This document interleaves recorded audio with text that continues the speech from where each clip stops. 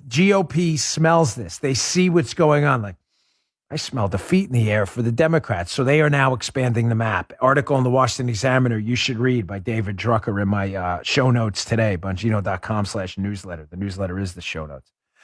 Virginia results have GOP believing it can win big in blue territory in 2022.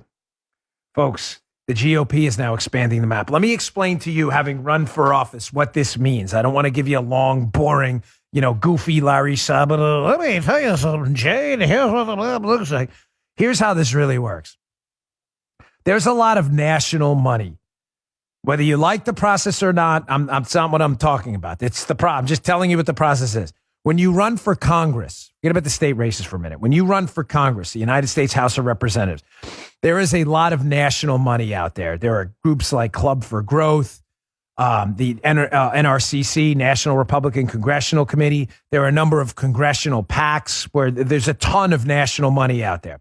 That national money does not go into races where there's a Cook PVI of generally like 5+. Now, I don't mean to get too wonky, but Charlie Cook's partisan value index is, if you have any intention of running for Congress or getting a deeper dive and understanding how electoral office works in the country, you must understand what the Cook PVI is. It stands for the partisan value index. It's not a opinion.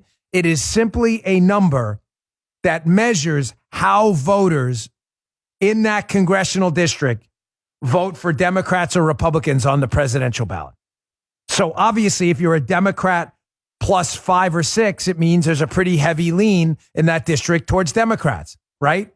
If it's a D plus 20 or 30, and there are districts like that in San Francisco and elsewhere, you have no chance. Bottom line, national money will not flow in your race. I get this question a lot, like, hey, we got this amazing candidate running against Nancy Pelosi in San Francisco. Why is nobody giving her money? Because, folks, I'm just being candid with you, there's no math to win.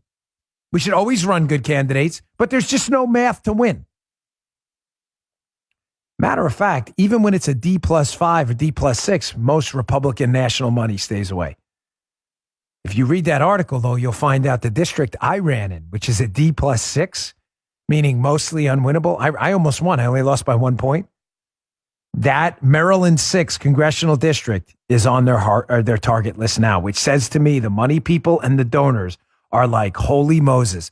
These Democrats are in such bad shape with these stupid vaccine mandates and all this other crap they're pulling, inflation and open borders, that we could win even in districts that have never been touched before.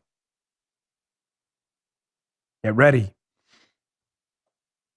Get ready. They keep doubling down on stupid. You can expect stupid to kick him in the caboose. You just heard the Dan Bongino Show.